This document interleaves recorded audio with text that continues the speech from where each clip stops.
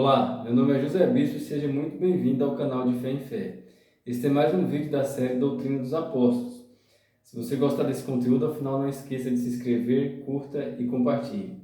Esse é o primeiro vídeo de 2026. Eu quero desejar que você que nos acompanha tenha um 2026 com muita saúde e paz. Neste vídeo em especial, nós vamos tratar da vida e do ministério do apóstolo Paulo, por se tratar de um indivíduo que tem muita importância para o Novo Testamento, para os cristãos, para o cristianismo de maneira geral. Então, o apóstolo Paulo é um indivíduo da maior importância para o objeto em questão, que é a doutrina dos apóstolos. Então, nós vamos destacar, no que diz respeito ao apóstolo Paulo, a sua vida, seu ministério e a importância dos seus escritos para a fé cristã. Antes de tudo, já queria começar dizendo que, se alguém não conhece os documentos escritos pelo apóstolo Paulo, não domina bem essa matéria, não domina os escritos do apóstolo Paulo, não tem conhecimento, ele não deve estar ensinando. Se ele é um ministro, um pastor, um evangelista ou doutor, e não conhece as cartas, os documentos escritos pelo apóstolo Paulo, ele não deveria estar ensinando, ou pregando, ou pastoreando. Se alguém se diz cristão, mas não conhece as cartas do apóstolo Paulo, e não se conduz da maneira que está descrito nas cartas, também não deveria se chamar cristão.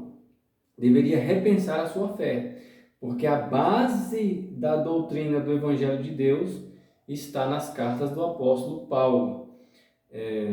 Não é à toa que a maioria das cartas apostólicas, elas saem da pena do apóstolo Paulo. E nós vamos, no decorrer do vídeo, lançar mais luz sobre essa questão da importância do apóstolo Paulo, da sua vida, do seu ministério e de seus escritos.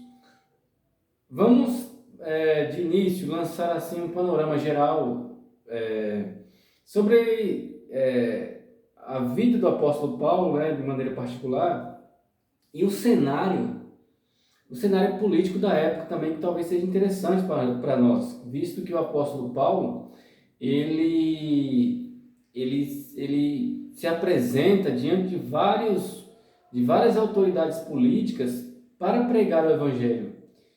Ele aparece para pregar o Evangelho, e as ocasiões em que ele vai aparecer pregando o Evangelho a essas autoridades, em muitos casos é por conta de perseguição. Ele é levado até uma autoridade por causa de perseguições, tanto por parte de judeus como de gentios contrários ao Evangelho.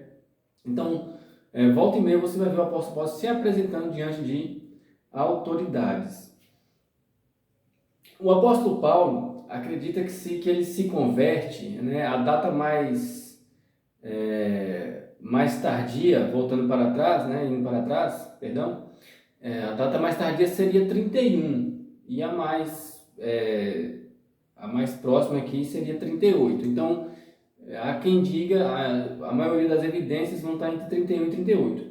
Porém, concentra-se muito mais ali na questão do ano 35 e o ano 36. Então, ele se converte ali por volta do ano 36, 35. O apóstolo Paulo, ele nasce por volta na primeira década do primeiro século. Então, ele está com 30 e poucos anos quando ele se converte. Ele nasce em Tarso da Cilícia. A Cilícia era uma província romana que se situava onde hoje se encontra a Turquia, o país chamado Turquia. Várias províncias daquela época, se situavam onde hoje é conhecido o país chamado Turquia. A província da Galácia, a província da Cilícia, a província da Ásia, a Bitínia. Então, essas províncias estavam localizadas ali onde hoje é onde hoje é a Turquia. Quando o apóstolo Paulo se converte, né? Quando o apóstolo Paulo se converte, quem está sobre o governo da Judéia é Pôncio Pilatos, né? Que iria ser muito próximo a ser sucedido por outro procurador romano. Na Judéia, quem está isso na Judéia, na Galiléia quem está governando é Herodes Antipas. Na Síria, né, na Síria tem mais um procurador romano, né, e ali na região da Síria funcionava da seguinte forma: a região da Síria tinha um procurador romano, né, a província da Síria, porém a cidade de Damasco, com mais uma outra cidade ali próximo da onde hoje é a Jordânia, era governada por um rei, né, da dinastia Aretas, né, que era tinha o rei Aretas IV, né, que ele governava aquela região ali da Arábia e uma parte ali da Síria, que no caso seria Damasco. Então, Damasco era governado especialmente por esse rei que era um vassalo romano também. Ele era vassalo romano. E então, ali quando Paulo se converte, o cenário político é esse, né? Aretas na Arábia, ali próximo de Damasco, Síria, né? Tinha um procurador romano na Síria, na Galiléia Herodes Antipas, e na Judéia Pôncio Pilatos aí, e já em iminência de sair para entrar outro procurador. É interessante nós sabermos isso para nós, como lermos ali Atos dos Apóstolos, nós sabemos com quem que o apóstolo Paulo está tratando. Após a conversão do apóstolo Paulo, o que acontece? Ele vai para as bandas, ele fica uns 3 anos ali na região de Damasco, entre Damasco e o deserto da Arábia. Depois ele vai a Jerusalém, depois de Jerusalém ele volta para a Cilícia, da Cilícia ele volta para Antioquia. Vamos ver um relato, né, do próprio apóstolo Paulo da sua conversão.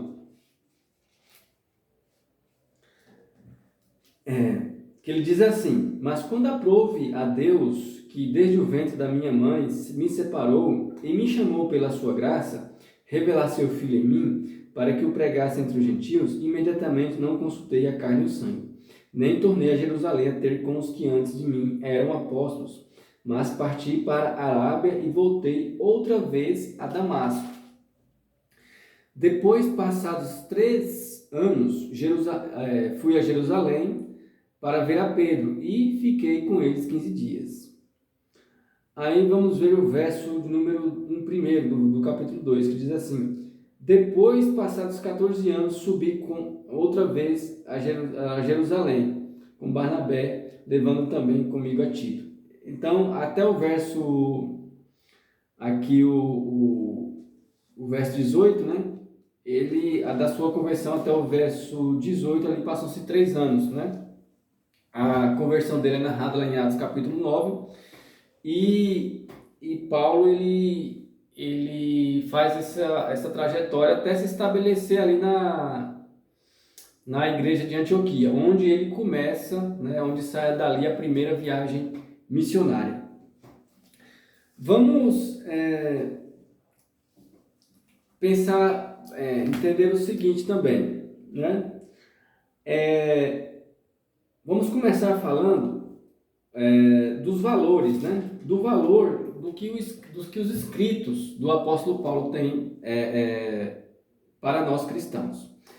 Antes, vamos mencionar também a seguinte questão. Esse é mais um vídeo da série Doutrina dos Apóstolos.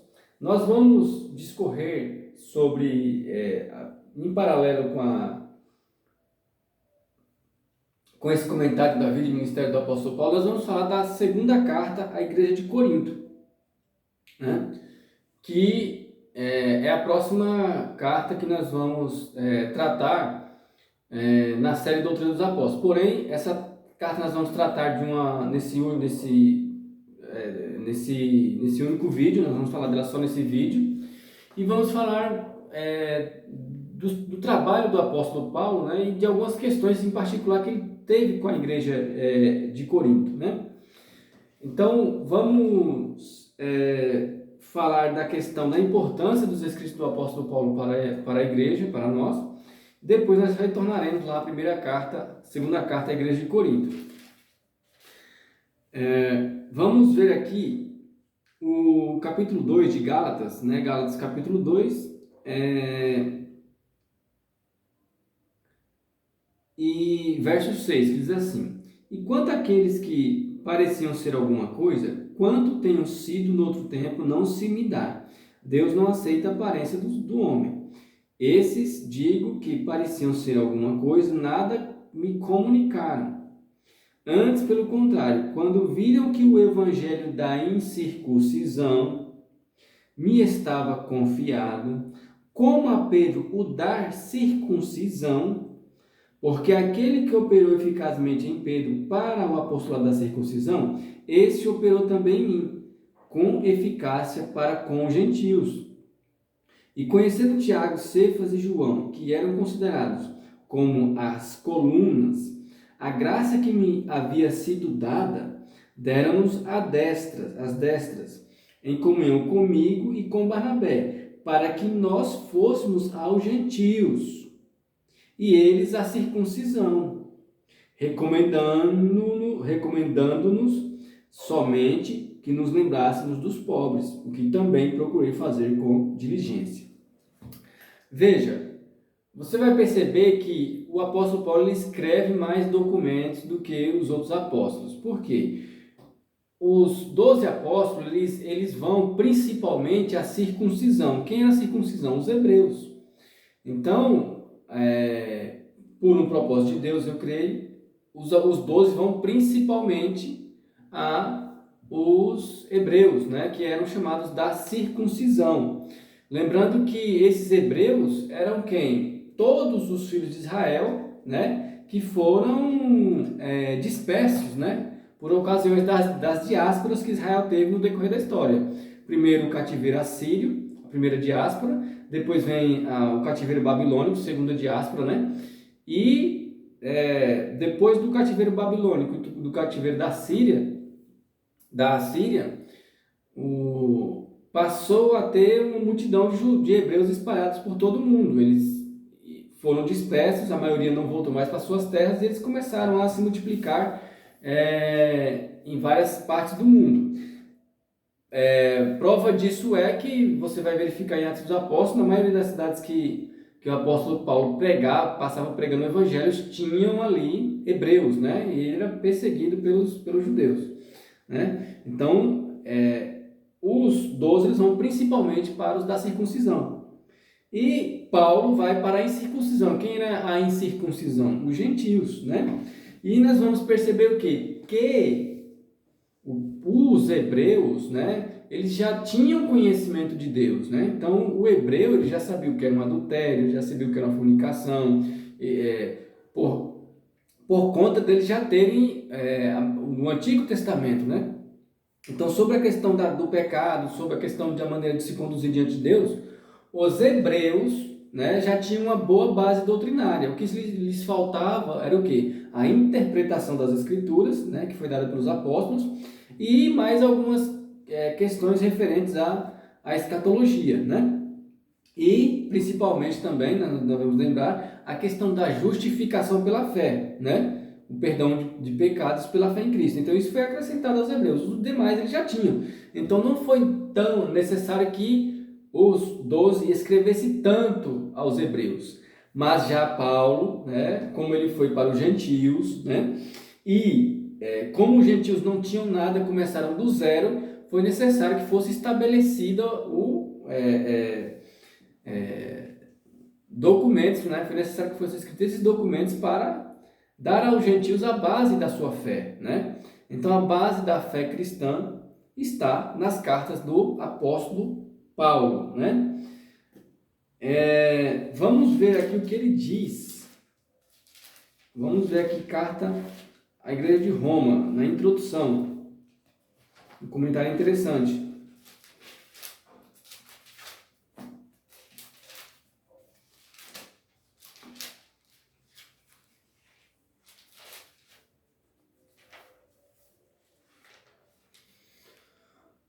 Veja, verso 1, capítulo 1.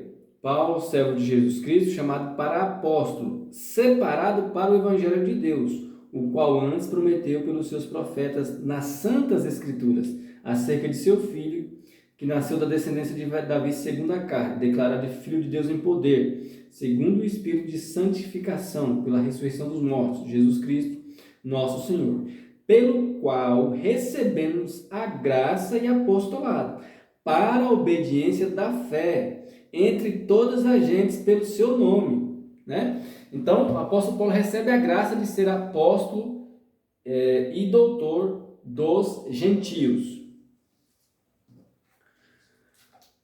Vamos voltar à primeira carta à igreja de Corinto. A primeira carta do apóstolo, a segunda carta à igreja de Corinto. Então, o que é que nós temos nessa carta à igreja de Corinto? Essa carta ela é escrita por volta do ano 57, mais ou menos aí, né? A primeira por volta do ano 55, aí você tem Romanos, 2 Coríntios por volta do ano 57 ali, próximo da prisão do apóstolo Paulo, que é entre 57 e 58. Então essas cartas são documentos que estão próximos, é tanto que você vai ver pelo relato delas a questão da coleta, né, que estavam que ele trata tanto na carta à igreja de Roma como na primeira e segunda carta à igreja de Corinto. Ele trata dessa coleta que estava sendo levada para os irmãos da Judéia. Então essas cartas aqui, elas são escritas antes da primeira prisão do apóstolo Paulo, que começa em Jerusalém, né, passando por Cesareia e vai até Roma. E aqui já tem discorrido, né, bastante tempo do seu ministério. Então ele já tinha feito as suas viagens, as principais viagens missionárias. O evangelho já tinha se espalhado pelas províncias ali de onde hoje é a Turquia, né? Bitínia, Ásia, Galácia, né? Cilícia e tal. Já tinha passado para a Macedônia, já tinha passado pela Acaia, onde hoje é a Grécia, né? E a Macedônia do Norte. Então,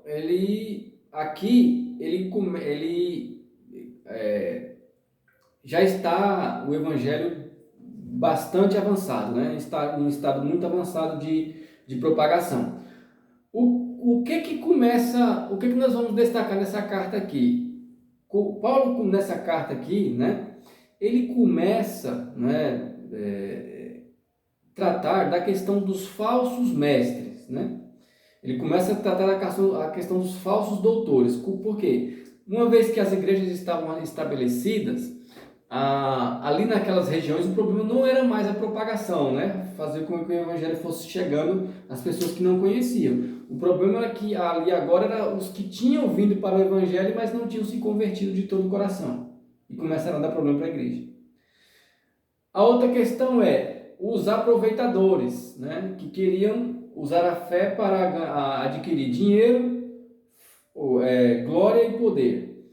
Então começa aqui a segunda parte, né, a segunda frente de batalha do apóstolo Paulo, que não era só pregar o evangelho, mas combater contra os lobos que queriam o que ele também chama de inimigos da cruz de Cristo.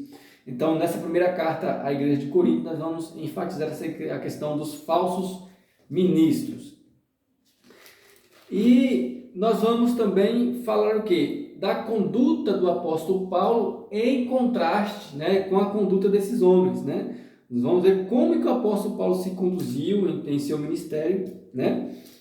E como que é o comportamento desses homens, né, que não querem Cristo, eles querem se aproveitar da fé para adquirir vantagem. Vamos começar falando lá em Atos dos Apóstolos, né? Sobre a questão da conduta do apóstolo Paulo. Atos capítulo 20.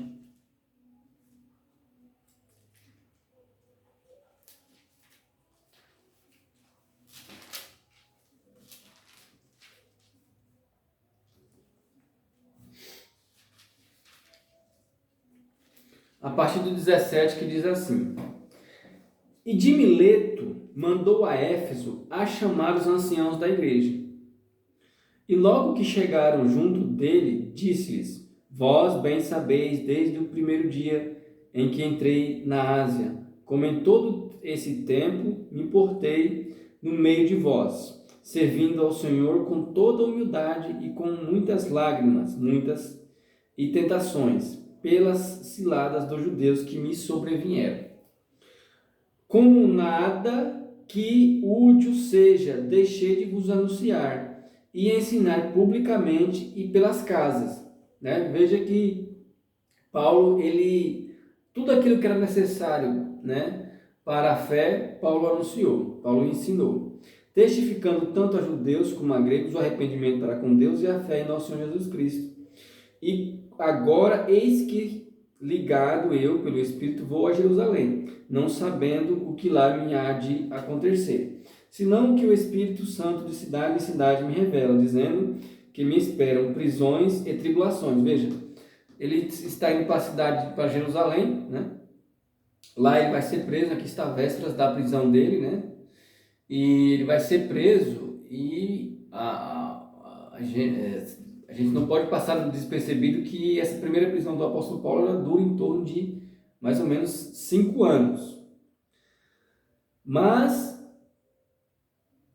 de nada faço questão, nem tenho a minha vida por preciosa, contanto que cumpra com alegria a minha carreira e o ministério que recebi do Senhor Jesus, para dar testemunho do Evangelho da graça de Deus. E agora eis que eu sei que todos vós, por quem passei pregando o reino de Deus, não vereis mais o meu rosto.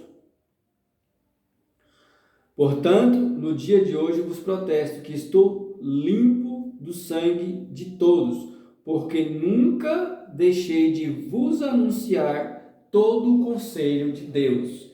Então, aquilo que Deus colocou nas mãos de Paulo para ele fazer, para ele ensinar, ele fez. Todo o conselho de Deus. Veja o que esse texto lança de peso, né, para o que os documentos do apóstolo Paulo têm para nós. Todo o conselho de Deus. Aí veja, aqui ele começa a tratar da questão dos falsos ministros. Olhai por vós e por todo o rebanho sobre que o Espírito Santo vos constituiu bispo, para apacentardes a igreja de Deus, que ele resgatou com seu próprio sangue. Quando ele está passando aqui por Éfeso, provavelmente ele já tinha escrito a segunda carta à igreja de Corinto, né? Verso 29. Porque eu sei isto, que depois da minha partida, entrarão no meio de vós lobos cruéis, que não pouparão rebanho. E que dentre vós mesmos se levantarão homens que falarão coisas perversas, para atraírem os discípulos após si. Portanto, vigiai, lembrando-vos de que durante 3 anos não cessei noite e dia de admoestar com lágrimas a cada um de vós. Agora, pois, irmãos, encomendo-vos a Deus e a palavra da sua graça, e Ele que é poderoso para vos edificar e dar herança entre todos os santificados. Veja o verso 33. De ninguém cobicei a prata, nem o ouro, nem o vestuário. Isso aqui é um fato é um tema de questão entre Paulo e a igreja de Corinto, porque Paulo ele vai humildemente a Corinto pregar o evangelho na região ali da província da Caia, e ele diz que ele não cobra, né? Ele não recebe salário da igreja de Corinto durante o tempo que ele esteve ali pregando e ensinando o evangelho de Deus. Ele não faz isso, ele não se aproxima da igreja de Corinto querendo um benefício, né? Querendo ganhar ou fama, ou glória, ou poder, ou riquezas, né? Ele não queria, como ele mesmo disse, ele não queria o que era dos coríntios, ele queria os coríntios, né? Ele não queria o que era deles, as suas posses, mas queriam que as suas almas fossem salvas, né? Sim, vós mesmos sabeis que, para o que me era necessário, a mim, e aos que estão comigo, estas mãos me serviram. Então o apóstolo Paulo ele trabalhava. Em muitas ocasiões o apóstolo Paulo trabalhou, em muitos lugares que ele chegou, ele trabalhava para adquirir o sustento com as próprias mãos, para não ser pesado à igreja. Veja a conduta do apóstolo Paulo, separado para o Evangelho de Deus, apóstolo e doutor dos gentios, que deve ser um exemplo para doutores, pastores e evangelistas. Tenho-vos mostrado em tudo que, trabalhando assim, é necessário auxiliar os enfermos e recordar das palavras do Senhor Jesus, que disse: mais bem-aventurado coisa é dar que receber. Então, aqui ele se despede da igreja da Ásia, rumo a Jerusalém, onde ele viria a ser preso. Agora vamos lá na igreja, na carta à igreja de Corinto, segunda carta, né? E ler alguns textos aqui referente à conduta do apóstolo Paulo, capítulo 2, né? Verso de número 14.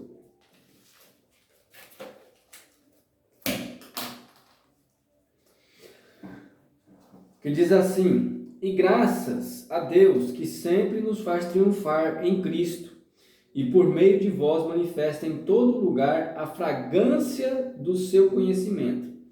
Porque para Deus somos o bom perfume de Cristo, nos que se salvam e nos que se perdem. Para estes certamente cheiro de morte para a morte, mas para aqueles cheiros de vida para a vida. E para estas coisas quem é idôneo? Porque nós não somos como muitos que ganham falsificando a palavra de Deus. Antes a falamos em Cristo com sinceridade, antes como de Deus, na presença de Deus. Conduta. Capítulo 4.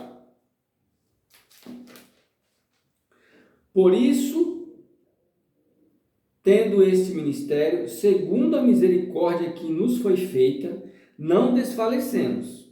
Antes rejeitamos as coisas que por vergonha se ocultam, não andando com astúcia, nem falsificando a palavra de Deus. E assim nos recomendamos a consciência de todo homem na presença de Deus, pela manifestação da verdade.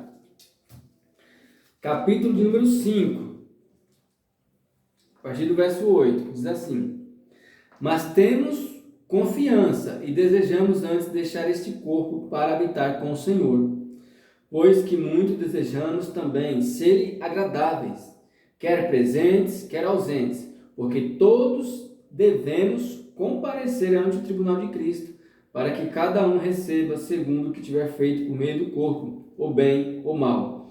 Assim que, sabendo o temor que se deve ao Senhor, persuadimos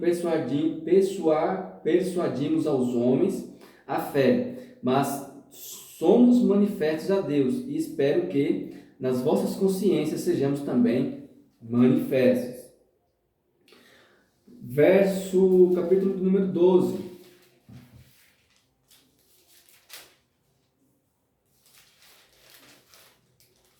Verso 12.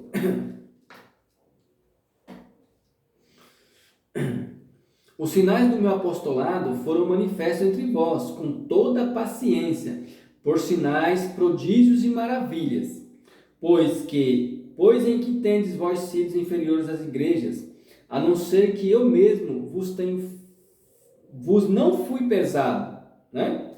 Verso 13. Perdoai-me este agravo.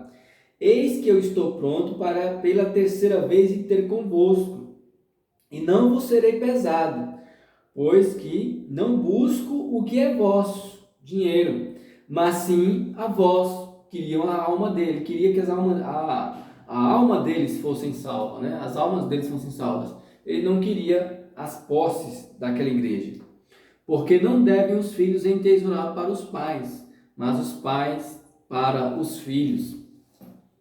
Então nós vamos ver nesses relatos que o apóstolo Paulo trabalhava com as mãos, fazendo o que é bom, para aquilo que ele necessitasse para o seu sustento. É claro que em algumas ocasiões, sim, né, em várias ocasiões, em que ele pôde exercer o ministério sem precisar trabalhar, ele usufruiu desse benefício, com algumas igrejas que davam ofertas a Paulo e contribuíam com o seu ministério. Porém, ele não fazia questão disso, como foi o caso aqui da igreja de Corinto, em que ele trabalhou lá no evangelho sem receber salário, sem fazer questão de receber nada da igreja de Corinto. O objetivo de Paulo não era riquezas. E também o objetivo de Paulo não era poder. O apóstolo Paulo não tratava as igrejas como que ele fosse dono das igrejas, mas ele se portava, né, de maneira que a glória fosse toda do Senhor Jesus, a quem pertence de fato a igreja. E vamos destacar aqui também nessa carta, né, nós estamos falando de doutrina dos apóstolos, vida e ministério do apóstolo Paulo, segunda carta à igreja de Corinto. Aí nós vamos tratar aqui do quê? Nós vamos ver que no capítulo 8 e no capítulo 9 ele fala da coleta, né? Da coleta que as igrejas da Acaia, onde ficava a cidade de Corinto, e da Macedônia, onde ficava ali outras cidades, como, se não me engano, Filipos e Tessalônica, essas duas províncias, as igrejas que estavam nas duas províncias, decidiram fazer uma coleta para enviar para as igrejas, para a igreja da Judéia, né, onde os irmãos estavam passando necessidade. E aqui no capítulo 8, 9 é tratado desse assunto. E aqui nós vamos destacar o quê? Que em todo o Novo Testamento, a única vez que você sempre que você ouvir falar de ofertas, né, você vai, primeiro que de dízimo você não vai ouvir falar no Novo Testamento. Quando você ouvir falar de ofertas, toda vez que está falando de ofertas, está tratando do quê? De ofertas direcionadas para cuidar de pessoas, não para construir templos, para pagar salários altos de pastores, para pagar, por exemplo, cachê altos para pregadores, cachê alto, né, cachês altos para cantores. Não se trata disso no Novo Testamento.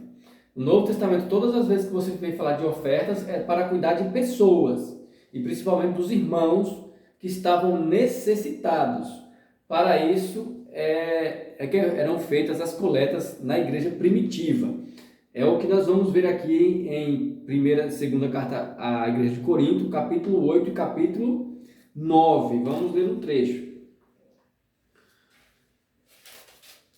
Quanto à administração que se faz a favor dos santos, não necessito escrever-vos, porque bem sei a prontidão do vosso ânimo, da qual me glorio de vós para com os macedônios, que a Acaia está pronta desde o ano passado, e o vosso zelo tem estimulado a muitos. Então, ele trata aqui no capítulo 8 e no capítulo 9 da questão da coleta. No capítulo 10, aí ele começa a entrar o quê? Na defesa do seu ministério, mais propriamente, né? Essa carta por si só é uma defesa do ministério dele. E ali ele pontua algumas coisas do relacionamento dele, particularmente do relacionamento dele, estreitamente entre o relacionamento dele e a igreja de Corinto. Porque é uma igreja onde Paulo enfrentou muitas dificuldades, né? Encontrou muitos problemas depois que ela se estabeleceu. Porque se levantaram ali pessoas que passaram a descredibilizar Paulo, talvez para tomar, né, para si a glória, né, e a influência sobre a igreja, né, aquela posição, aquela influência que o apóstolo Paulo tinha sobre a igreja. É possível que alguém queria para si, né? É possível que alguém ali queria ter domínio sobre os irmãos, né, ter a primazia, como era o caso lá. Claro que nós vamos ver ali na primeira carta aquela dissensão que tinha entre eles, aquela disputa. Então, Paulo levanta essa questão de que a maneira como ele se conduziu, o quanto que ele sofreu, e ele ainda enfrentou ofensas por parte da igreja de Corinto. Enquanto, em contrapartida, nós vamos ver aqui no capítulo 11 que os falsos ministros que foram até a igreja de Corinto, né, que surgiram na igreja de Corinto, é possível que eles tenham sido mais bem tratados do que o apóstolo Paulo. Porque veja que o apóstolo Paulo estava passando a ser criticado por muitos, né, censurado ali, né, na igreja de Corinto por algumas pessoas, né, enquanto ao mesmo tempo que eles sofriam, né, com a conduta de falsos mestres que passavam por lá. Vamos ver, lançar mais luz sobre isso, lendo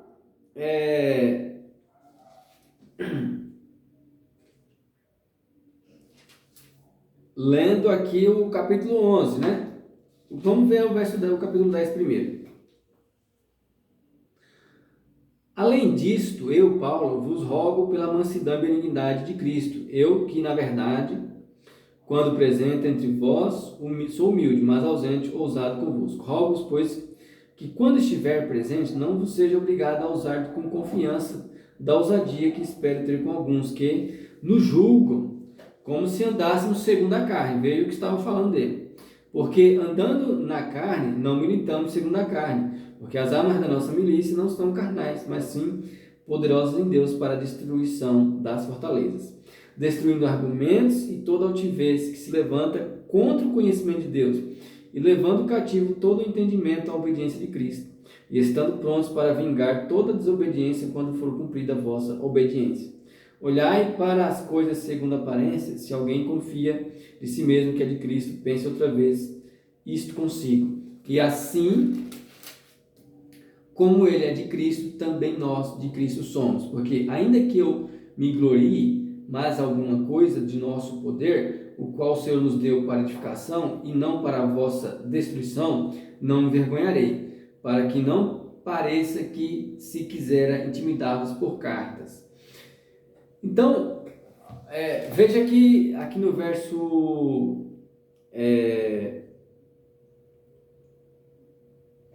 2, ele trata de alguns, né? Ele menciona alguns que estavam julgando ele, como se ele, por exemplo, Barnabé andasse segundo a carne. E vamos ver que ele é criticado, né? Aqui no capítulo 11, no verso 15, diz assim: não é muito, pois, que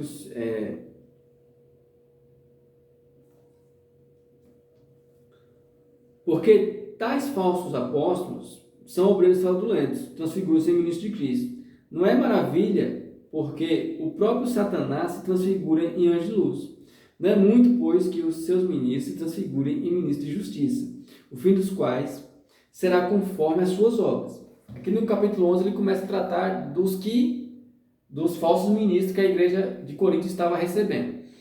Aqui no capítulo 9, vamos ver aqui a primeira carta, e tem uma menção interessante.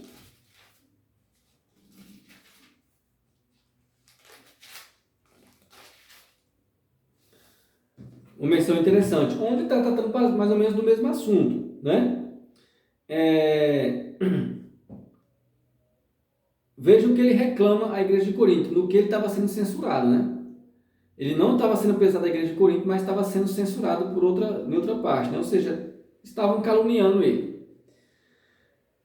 Capítulo 9, verso 2. Verso 1. Não sou eu apóstolo, não sou livre, não vi a Jesus Cristo, Senhor nosso? Não sois vós a minha obra no Senhor? Se eu não sou apóstolo para os outros, ao menos o sou para vós, porque vós sois o selo do meu apostolado no Senhor.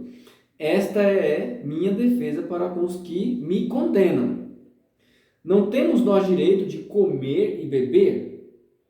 Não temos nós direito de levar conosco uma mulher crente, como também os demais apóstolos e os irmãos do Senhor e Cefas? Ou só eu e Barnabé não temos direito de deixar de trabalhar? Então, nós vamos ver que ali, estreitamente a Paulo, estava sendo desferido calúnias, né? Ele estava sendo caluniado, estavam tentando destruir a imagem dele perante a igreja de Corinto, né? E no meio da igreja de Corinto, né? Se levantaram pessoas que estavam ali tentando ofender a imagem do apóstolo Paulo, né? provavelmente para alcançar algum objetivo particular, né? Isso não é feito à toa.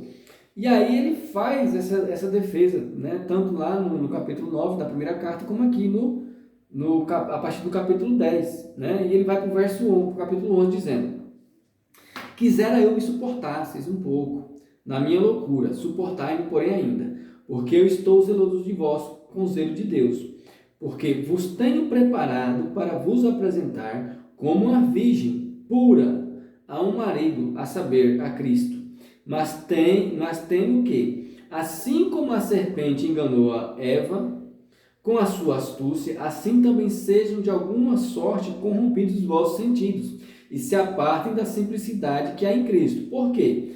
Porque se alguém vindo pregar-vos outro Jesus, falsos ministros, que nós não temos pregado, ou se recebeis outro espírito que não recebeste, ou outro evangelho que não abraçaste, com razão o sofrereis. Porque penso que em nada fui inferior aos mais excelentes apóstolos, né? Então, veja o teor da ameaça que estava rodeando ali a igreja de Corinto. Veja o que ele diz desses falsos ministros, né? Porque tais falsos apóstolos são obreiros fraudulentos, transfiguram-se em apóstolos de Cristo. E não é maravilha, porque o próprio Satanás se transfigura em anjo de luz.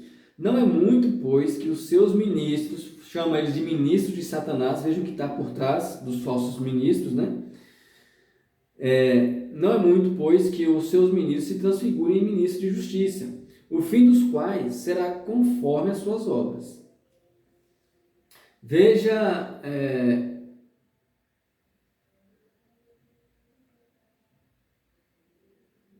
o verso 19. Porque sendo vós sensatos, de boa mente tolerais os insensatos, pois sois sofredores de alguém, se alguém vos põe em servidão, né? Veja que eu falei que ele não dominava sobre a igreja como se fosse dono. Mas os falsos ministros, eles fazem como? Né? Eles querem dominar com servidão, como se a igreja fosse deles. Porque, sendo vós sensatos, de boa mente tolerais os insensatos, pois sois sofredores se alguém vos põe em servidão. Trata como escravos. Se alguém vos põe, se alguém vos devora, né? Veja que no caso dos falsos ministros, né? Nós vamos ver lá um exemplo disso em Mateus capítulo 23, onde tem ali uma censura contra os fariseus, onde o Senhor Jesus lança sobre eles a questão de eles irem até as casas das viúvas, né? Devorarem as casas das viúvas, né? Isso aí, tirar as suas posses com o pretexto de prolongadas orações, né? Sobre o pretexto de prolongadas orações. Se alguém vos apanha, se alguém se exalta, né? Usa, né, as pessoas para adquirir glória e poder. Se alguém vos fere no rosto, envergonhado digo, como se nós fôssemos fracos, mas no que qualquer tem ousadia com insensatez falo, também eu tenho ousadia. Então, aqui nós vamos ver uma série de questões, né, que o apóstolo trata de maneira estrita, problemas, né, de caráter pessoal que ele teve particularmente com a igreja de Corinto. E aqui, um dos problemas que ele teve, né, foi essa questão dos falsos ministros começarem surgirem ali na igreja de Corinto. É um dos primeiros sinais. Teve a questão lá na primeira carta do pecado, né, onde ele trata com muita ênfase a questão do pecado, e ele vai dizer nessa carta aqui que alguns ali não tinham se arrependido, né?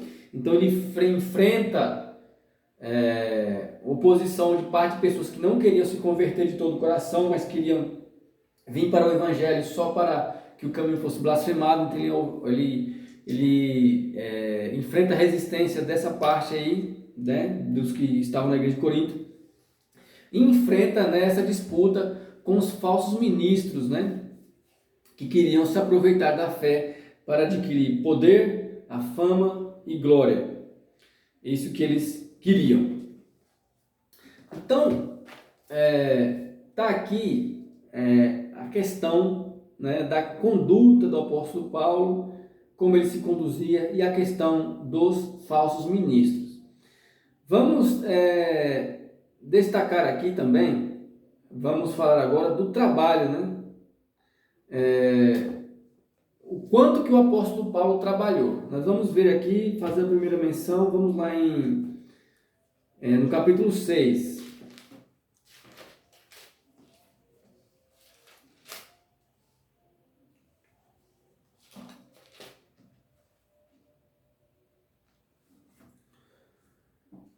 Que diz assim: e nós, esperando também com ele, e nós cooperando também com ele, com Deus, vos exortamos a que não recebais a graça de Deus em vão, porque diz: ouvide em tempo aceitável e socorride no dia da salvação. Eis aqui agora o tempo aceitável, eis aqui agora o dia da salvação. Não dando nós escândalo em coisa alguma, conduta, para que o nosso ministério não seja censurado. Antes, como ministros de Deus, tornando-nos recomendáveis em tudo, na muita paciência, nas aflições, aos trabalhos, nas aflições, nas necessidades, nas angústias, nos açoites, nas prisões, nos tumultos, nos trabalhos, nas vigílias, nos jejuns, na pureza, no conhecimento, na longanimidade, na benignidade, no Espírito Santo, no amor não fingido, na palavra da verdade, no poder de Deus, pelas armas da justiça, à direita e à esquerda, por honra e por desonra, por infâmia e por boa fama, como enganadores e sendo verdadeiros. Eles eram blasfemários, mas andavam conforme a verdade. Como desconhecidos, mas sendo bem conhecidos, como morrendo, mas eis que vivemos, como castigados e não mortos, como contristados, mas sempre alegres, como pobres, mas enriquecendo a muitos, como nada tendo e possuindo tudo. Veja, olhando para o ministério do apóstolo Paulo, é possível que nos seus dias, ali por volta do ano 40 até o ano 60, Paulo tenha se tornado o sujeito mais conhecido do Império Romano. É possível que ele tenha se tornado a figura mais conhecida do Império Romano, uma das figuras mais conhecidas, né? Não seria difícil para o apóstolo Paulo, né, com a posição e influência, se ele quisesse alcançar alguma coisa, algum benefício material, talvez não seria difícil para ele alcançar, por exemplo, uma posição de autoridade no Império. Mas ele não almejava isso, né? Vamos ao capítulo 11, verso 23 em diante. E diz assim, verso 22, são hebreus? Também eu. São israelitas? Também eu. São descendência de Abraão? Também eu. São ministros de Cristo? Falo como fora de mim. Eu ainda mais. Em trabalho muito mais, em açoites mais do que eles, em prisões muito mais, em perigo de morte muitas vezes, recebi dos judeus 5 quarentenas de açoites, menos um. 3 vezes fui açoitado com varas, uma vez fui apedrejado, 3 vezes sofri naufrágio, uma noite e um dia passei no abismo. Em viagens muitas vezes, em perigos de rios, em perigos de salteadores, em perigos dos da minha nação, em perigos dos gentios, em perigos na cidade, em perigos no deserto, em perigos no mar, em perigos entre os falsos irmãos. Existem falsos irmãos também. Em trabalhos e fadiga, em vigílias muitas vezes, em fome e sede, em jejum muitas vezes, em frio e nudez. Né?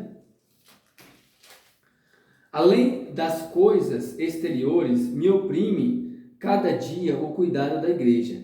Quem se enfraquece, que eu também não enfraqueça. Quem se escandaliza, que eu não abrase. Então, veja, o quanto, né, o apóstolo Paulo trabalhou, o quanto ele sofreu na pregação do Evangelho, o quanto, o quão, né, o quanto foi exigido, né, desse homem para que até hoje, né, para que até hoje isso se tornasse, né, isso hoje é um patrimônio da igreja, né, os escritos do apóstolo Paulo e o seu legado, o seu ministério. O apóstolo Paulo ele é um exemplo, como já disse, para os ministros. Veja, Mateus capítulo de número 23, diz assim, que na cadeira de Moisés estavam sentados os escribas e os fariseus, né? E hoje, o que acontece? Na cadeira dos apóstolos estão sentados quem? Os doutores, os pastores e os evangelistas. Esses homens são o que ficaram incumbidos depois dos apóstolos darem continuidade à obra do ministério.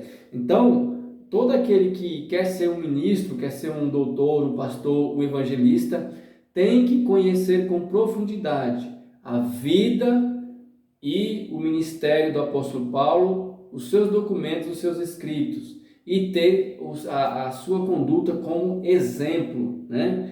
E não só a conduta, mas também a sua ciência, a ciência e o saber instruir também, como o apóstolo Paulo instruiu a igreja. Então, nós falamos o quê? Nós falamos aqui nessa carta, né, à igreja de Corinto, falamos da conduta, falamos da questão dos falsos ministros, que o apóstolo Paulo teve esse atrito, também com os que estavam em pecado, que ele teve atrito, e com a resistência que ele teve em particular com essa igreja. Então nós falamos da vida, do seu ministério, da importância dos seus escritos, e nós vamos aqui, passando para o final, falar um pouco o que acontece aqui depois dessa carta, né? Essa carta, como já disse, ela é uma data próxima da primeira carta à igreja de Corinto e à igreja de Roma. Paulo está próximo de ser preso, né? De ser preso em Jerusalém. Então, ele vai, né? Nós vamos ler aqui, nós vamos agora passar para Atos dos Apóstolos.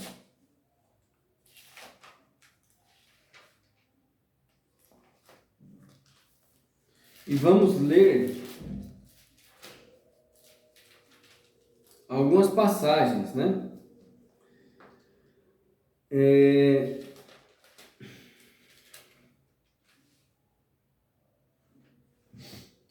21, ele já está em Jerusalém, verso 21, o capítulo 21, verso 17. E logo que chegamos a Jerusalém, os irmãos nos receberam de muito boa vontade, né? Aí acontece o quê? Tem aquela situação que ele vai até o templo, né?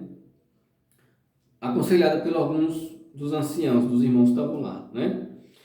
E verso 27 diz assim: e quando os 7 dias estavam quase a terminar, os judeus da Ásia, vendo-o no templo, alvoroçaram todo o povo e lançaram mão dele, clamando: homens israelitas, acude este homem que por todas as partes ensina a todos contra o povo e contra a lei e contra este lugar, e demais disto introduziu também no templo os gregos e profanou este santo lugar. Então, alguns judeus da Ásia que estavam ali de passagem armaram essa cilada aqui, e Paulo acontece um tumulto, e Paulo é levado pelo centurião para a fortaleza. Da fortaleza, ele vai para onde? Ele vai para Cesareia. Ele é levado para Cesareia, onde Cesareia era o lugar da morada onde geralmente ficavam os governadores da Judéia. Então, os procuradores romanos, os governadores, eles ficavam geralmente ali em Cesareia, que era o caso de Félix, né? Quando, nessa ocasião aqui que Paulo é preso, quem está governando a Judéia é o Félix, né? Marcos, se não me engano, Marcos, deixa eu ver o nome dele aqui.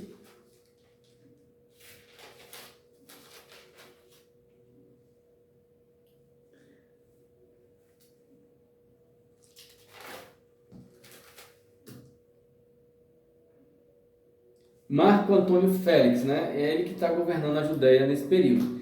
Então, Paulo é levado até Félix, né? E ali ele começa a sua jornada, né? A se apresentar diante de várias autoridades para dar testemunho do Evangelho. Vamos ver Paulo aqui diante de Félix.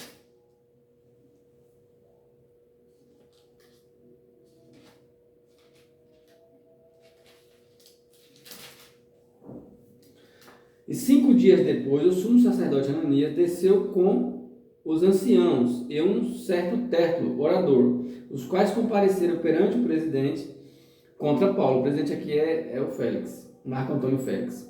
E sendo chamado, Tértulo começou a acusá-lo, dizendo: visto como por ti temos tanta paz e por tua prudência se fazem a este povo muitos e louváveis serviços, sempre em todo lugar, ó potentíssimo Félix, com todo o agradecimento o queremos reconhecer. Então ali, essa ocasião é onde os judeus vão até Cesareia com a comissão para apresentar acusação contra Paulo, para sustentar aquela acusação que se inicia ali em Jerusalém, para que de alguma forma ele fosse morto pelas autoridades romanas. Porém, Paulo é absolvido, né? O Félix não acha motivo para matá-lo, para deixá-lo preso, e Félix mantém Paulo ali 2 anos. Paulo fica ali 2 anos preso em Cesareia. Depois de 2 anos, Félix é sucedido por Pôncio Festus, né? Ele é sucedido por Pôncio Festus, que logo que assume a procuradoria, o governo da Judéia, ele remete Paulo a César, porque Paulo apela para César e Pôncio Festus encaminha Paulo para Roma. Antes disso, aparece aqui durante esse período que Paulo está preso, o rei Agripa, né? Essa figura do Agripa é importante que nós entendamos quem era o rei Agripa. Tem o Agripa I, né?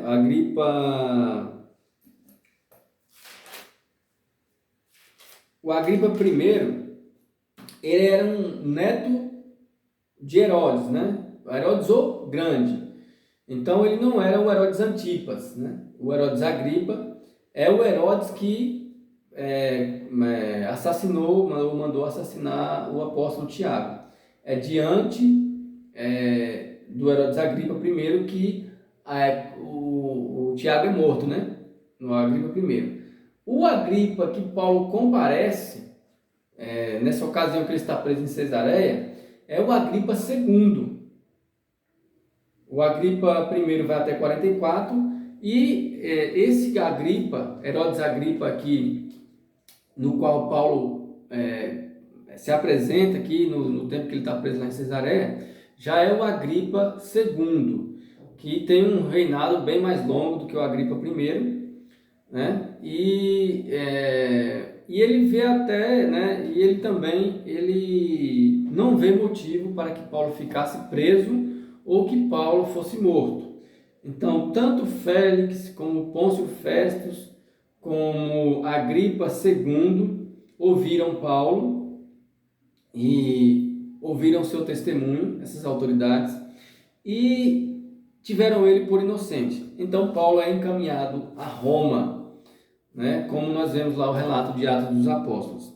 E Paulo, é interessante nós fazendo menção disso, que quando ele é enviado a Roma, ele já está com 2 anos preso em Cesareia, quase caminhando para 3 anos, né? Entre a prisão em Cesareia e a sua viagem a Roma dá quase 3 anos. E aí ele fica mais 2 anos preso em Roma, o que dá de 4 a 5 anos de prisão, a primeira prisão ali do apóstolo Paulo, né? Então não foi um período curto, foi um período longo em que ele esteve preso por causa do Evangelho. E nós vamos aqui fazer menção, né, de alguns trechos, de algumas cartas que ele escreve quando ele estava preso. Quando ele chega em Roma, né, ele escreve 4 cartas, né, que são chamadas cartas prisionais, né? Cartas do cativeiro, da prisão, que é Efésios. Vamos começar por Efésios, né?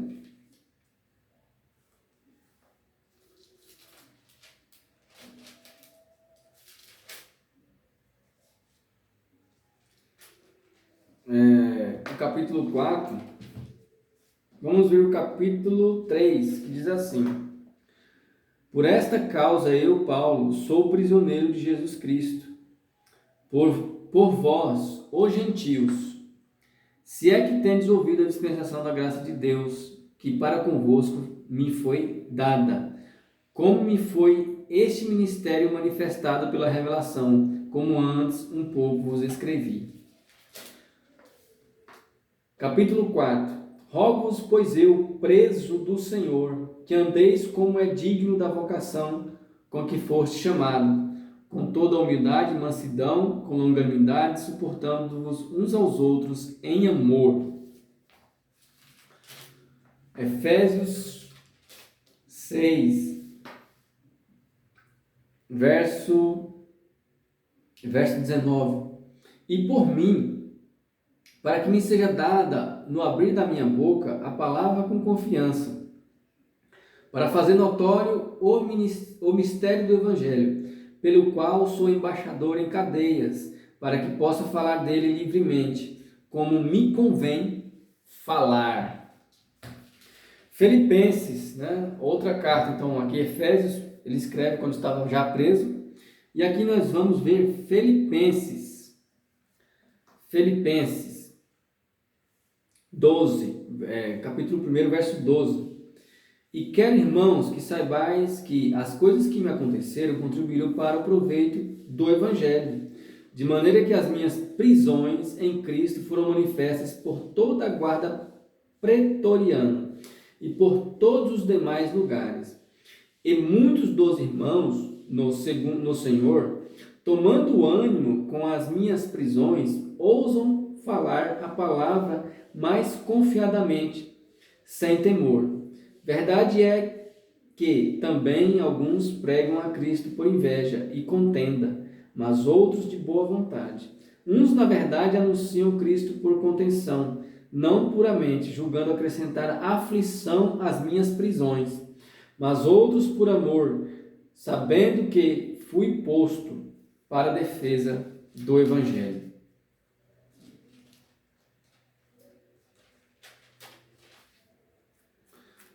Também Colossenses é uma das cartas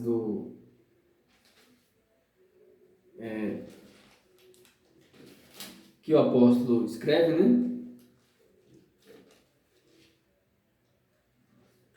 Vamos ver aqui Colossenses capítulo 4, que diz assim: Tíquico, irmão amado e fiel ministro e conservo do Senhor, vos fará saber do meu estado. Tíquico tinha ido visitar ele na prisão, o qual vos enviei para o mesmo fim, para que saiba do vosso estado e console os vossos corações, juntamente com Onésimo, amado e fiel irmão, que é dos vossos. Eles vos farão saber tudo o que por aqui se passa. Aristarco, que está preso comigo, vos saúda, e Marcos, o sobrinho de Barnabé, acerca do qual já recebeste mandamentos. Se ele for ter convosco, recebei. Então Paulo ali está relatando aqui na carta de Colossos, a igreja de Colossos, essa parte aqui onde destaca que Aristarco estava preso com ele, né? Mencionando as suas prisões.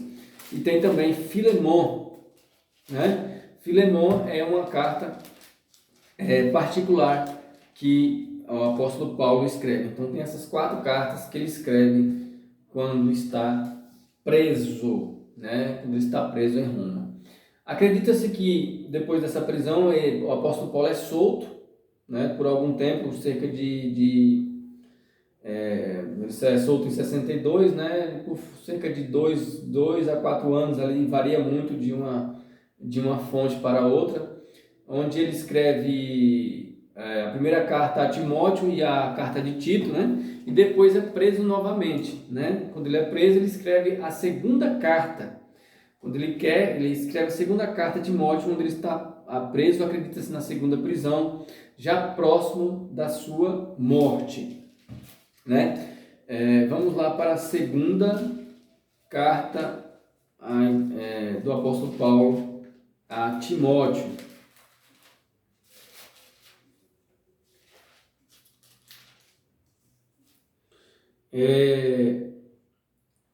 Então aqui a segunda carta, Paulo ele se converte ali entre mais ou menos saindo do reinado de Tibério para Calígula, né? E ele passa boa parte do ministério do apóstolo Paulo acontece no reinado do imperador Cláudio. E em 54 Cláudio morre, e aí quem assume, né, o Império Romano é Nero, né? Nero assume o poder em Roma. Como é de conhecimento de muitos, né, a história vai relatar que conta-se, né, que houve, né, a perseguição houve de fato, né, não se tem certeza se foi por conta da questão do incêndio e da acusação contra os cristãos, mas de fato houve uma perseguição e Paulo é preso, né, por ocasião dessa perseguição, né, ele é preso pela segunda vez e é levado a uma masmorra, de onde ele escreve, né, essa carta já próximo dos dias da sua morte. E ele vai dizer assim: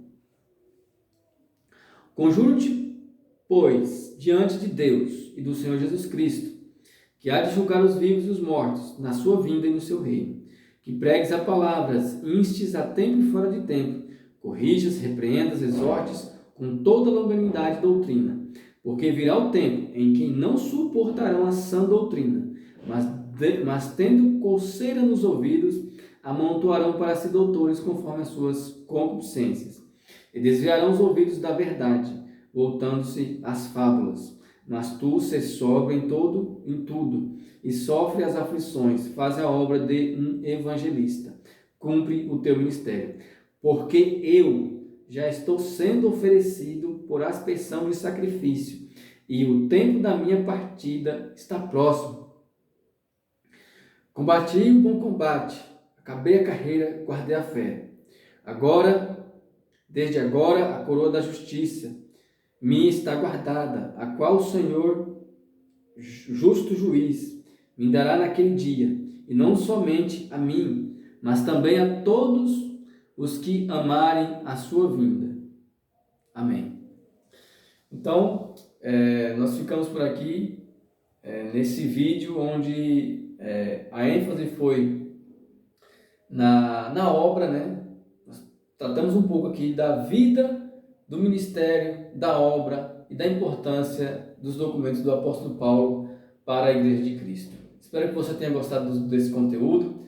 Ao final, não esqueça de se inscrever, curta, compartilhe e vem para Cristo.